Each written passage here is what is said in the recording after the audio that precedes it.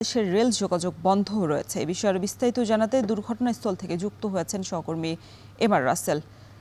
রাসেল, মালবাহী ট্রেন লাইনচ্যুত হওয়ার কারণ কি, আর এটা ঠিক করতে আসলে কত সময় লাগতে পারে, কি বলছেন কর্তৃপক্ষ?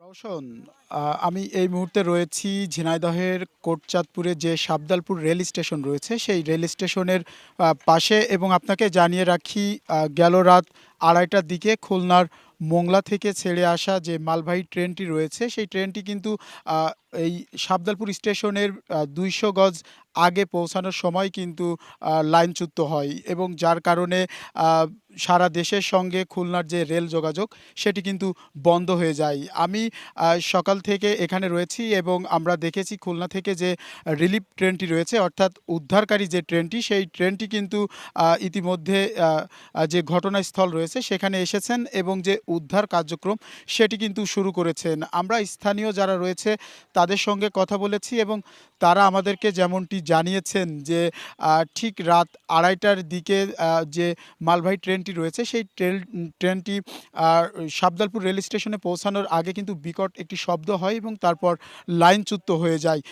এখানকার স্থানীয়রা আরও বলছেন যে অতিরিক্ত গতি থাকার কারণে কিন্তু মূলত ট্রেনটি লাইনচ্যুত হয়েছে। ইতিমধ্যে আমরা দেখতে পাচ্ছি যে যে উদ্ধার কার্যক্রম সেটি কিন্তু শুরু হয়েছে এবং স্টেশন মাস্টার যিনি রয়েছেন তিনি বলছেন যে আগামী ১০ থেকে ১৫ মিনিটের মধ্যে খুলনার সাথে সারা দেশের যে রেল যোগাযোগ সেটি কিন্তু স্বাভাবিক হয়ে যাবে। তো এখন পর্যন্ত যে দুর্ঘটনা কবলিত যে ট্রেনটি রয়েছে, অর্থাৎ মালবাহী যে ট্রেন, সেই ট্রেনের ২টি বগি কিন্তু এখানে রয়েছে এবং কিছুক্ষণ আগে আমরা দেখেছি যে ২টি বগি রেখে মালবাহী ট্রেনটি কিন্তু এখান থেকে ঈশ্বরদীর উদ্দেশ্যে ছেড়ে গেছে।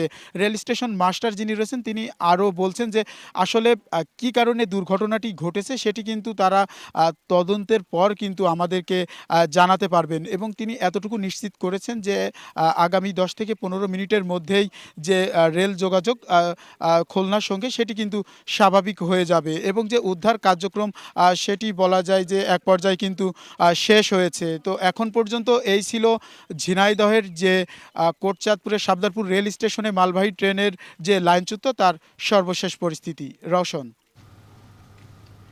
ঝিনাইদহে মালবাহী ট্রেন লাইনচ্যুত হওয়ার সবশেষ পরিস্থিতি জানাচ্ছিলেন সহকর্মী এমআর রাসেল।